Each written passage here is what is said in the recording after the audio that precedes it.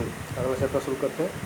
गति का वर्णन, इसके बारे में मैंने पिछले वीडियो में बताया था कि गति क्या होता है, गति के कितने प्रकार की होती हैं।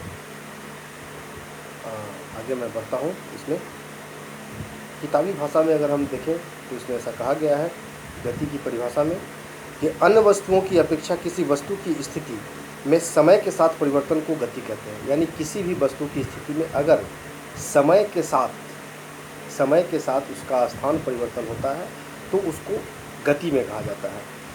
यदि समय के साथ वस्तु की स्थिति में परिवर्तन नहीं होता है तो वह अन्य वस्तुओं की अपेक्षा में विराम कहा जाता है।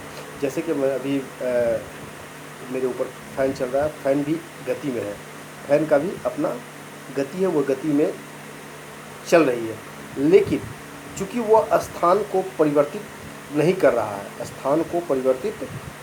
रहा है, इसलिए इसके अनुसार से उसको हम विराम की अवस्था में कहेंगे। यानी अन्य वस्तुओं की अपेक्षा में उसको विराम में कहेंगे, ऐसा इसके अनुसार से। लेकिन गति होती है, गति जो मूवमेंट करे, जो अपने जगह को परिवर्तित करे, ऐसा।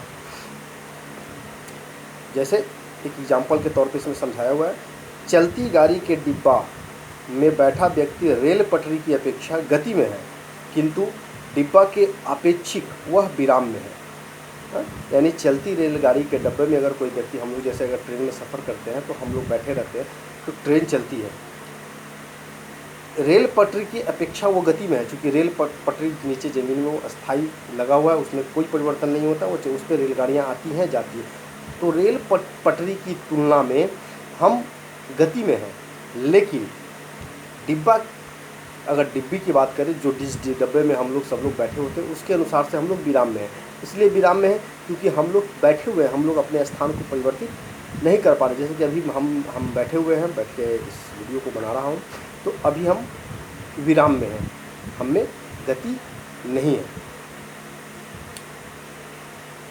अतः जिन वस्तुओं की अपेक्षा कोई वस्तु गति या विराम में है, उन वस्तुओं को बताना जरूरी है।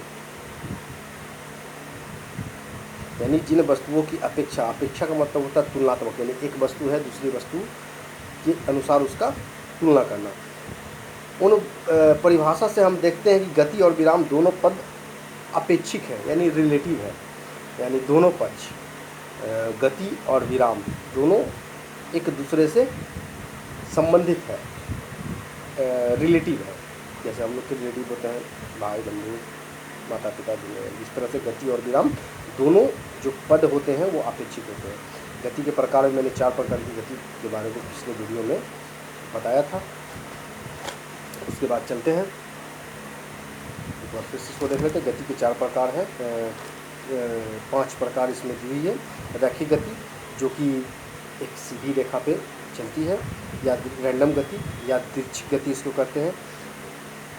इसमें गति निश्चित पथ पर नहीं होता है। जैसे फुटबॉल में, जैसे मैदान में फुटबॉल खेलता है लोग, तो खिलाड़ी जिस गति में होते हैं वो कभी एक जगह नहीं रहते हैं, और ना उनका कोई एक डायरेक्शन होता है जाने का, वो अपना डायरेक्शन बदलते रहते हैं।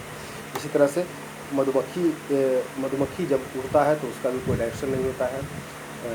हम लोग जब रोड पे बाइक लेके चलते हैं, बाइक चलाते हैं, तो उसकी भी कोई एक निश्चित गति नहीं होती, वो जैसे तैसे जैसे जगह मिलता है वैसे हम लोग जाते हैं। तो ये सब रैंडम मोशन के अंतर्गत आता है। वृत्तीय गति, सर्कुलर, मतलब एक निश्चित, जैसे साइकिल का पहिया जब भी घूमेगा तो एक गोलाकार वृत्त पे ही घूमेगा। किसको भी पहिया, साइकिल का पहिया हो, मोटरसाइकिल का पहिया हो, कार का पहिया हो, ट्रेन का पहिया हो, जो भी गोल पहिया होते हैं वो वृत्तीय गति उसके अंतर्गत होती है जो दूरी हम तय करते हैं।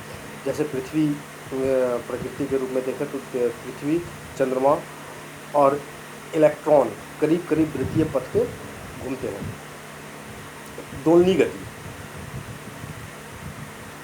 ऑक्सीलेटरी मोशन, इसमें वस्तु एक निश्चित बिंदु के आगे पीछे ऊपर नीचे चलती है। जैसे झूले की गति, लोलक की गति, या घड़ी में जो पेंडुलम होता है, जो देखते हैं कि आप जो हर घंटे पे टिंग टिंग आवाज़ करता है, तो एक नीचे पेंडुलम होता है, वो एक निश्चित गति पे झूमता है। झूले की गति निश्चित गति होती है। जैसे हम चेयर पे बैठते हैं तो चेयर अगर कोई मूवमेंट वाला हो तो अगर आगे पीछे करते हैं तो वो निश्चित गति होती है।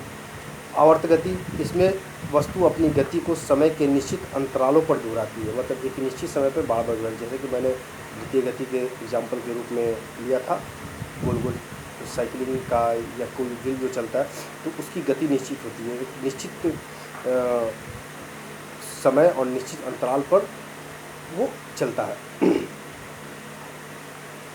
इसमें भी आप झूले की गति ले सकते हैं, सूर्य के चारों ओर पृथ्वी की गति, ये सब गति जो है वो निश्चित समय और निश्चित अंतराल पर ऑटोमेटिक, जैसे पंखे की गति को भी हम ले सकते हैं। पंखा भी एक अपने अक्ष पे ऑटोमेटिक एक निश्चित समय के अनुसार वो मूव करता है, जैसा उसमें पावर होता है। प्रकृति में गतियाँ प्रायः जटिल होती हैं और इनमें कई प्रकार की गतियाँ एक साथ मौजूद रहती हैं। जैसे प्रकृति में बहुत सारी चीज़ें आती है, जैसे पेड़ पौधे, जीव जंतु, हम मानव, सूर्य चंद्रमा तारे, ब्रह्मांड, ये सारी चीज़ें प्रकृति में हैं और इसकी गति बहुत ही जटिल होती है। ये सब पहले से बना हुआ है, वैज्ञानिक अपने अनुसार से खोज करते हैं, अपने अनुसार से रिसर्च करते हैं और फिर बुक के माध्यम से हम लोगों तक वो पहुंचाने का काम करते हैं। ये होती है यानी प्रकृति में हम जैसे देखते हैं पेड़ पौधे, उनमें भी गतियाँ होती हैं, वो भी एक निश्चित समय के साथ निश्चित दूरी को तय करते हैं, कह सकते हैं। जैसे पेड़ का बीज जब हम लगाते हैं और जब वो एक गति के साथ, एक निश्चित गति के साथ वो ऊपर की तरफ उसका जो पौधा है वो निकलता है, तो ये सब भी गति के रूप में हम उसको देख सकते हैं, समझ सकते हैं। सिंपल वे में गति हम उसको कह सकते हैं जो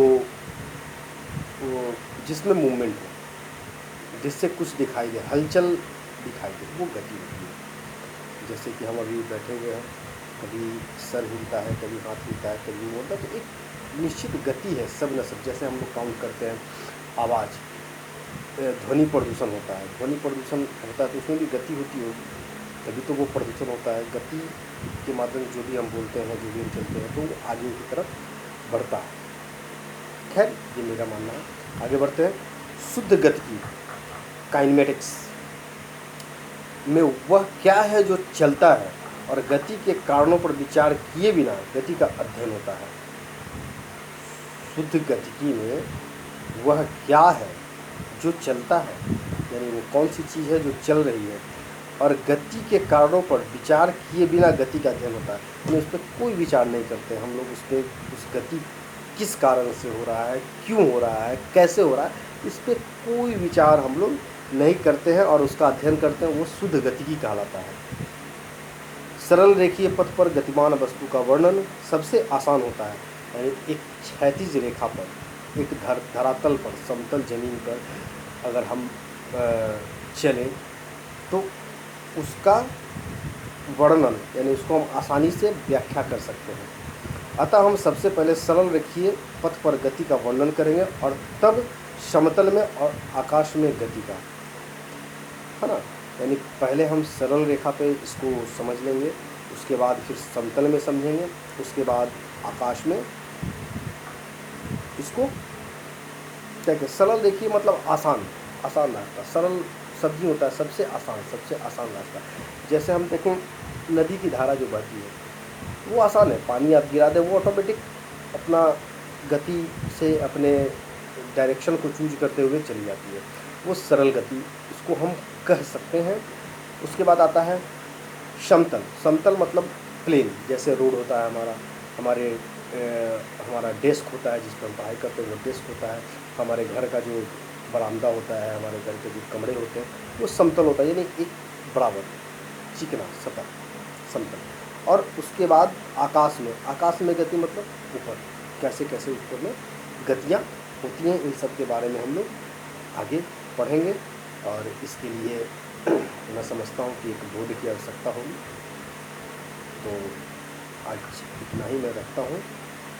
आप लोगों को जो भी समस्या है, अगर कुछ सलाह देना हो तो आप मेरे कमेंट बॉक्स में दे सकते हैं या मेरे पर्सनल व्हाट्सएप नंबर पे मैसेज कर सकते हैं, मेल के द्वारा भी मुझे सूचित कर सकते हैं, क्योंकि आपका सुझाव हमारे लिए बहुत उपयोगी होगा और आपके सुझाव पर अमल करने का 100% प्रयास करने का भी मैं प्रयास करूँगा। धन्यवाद।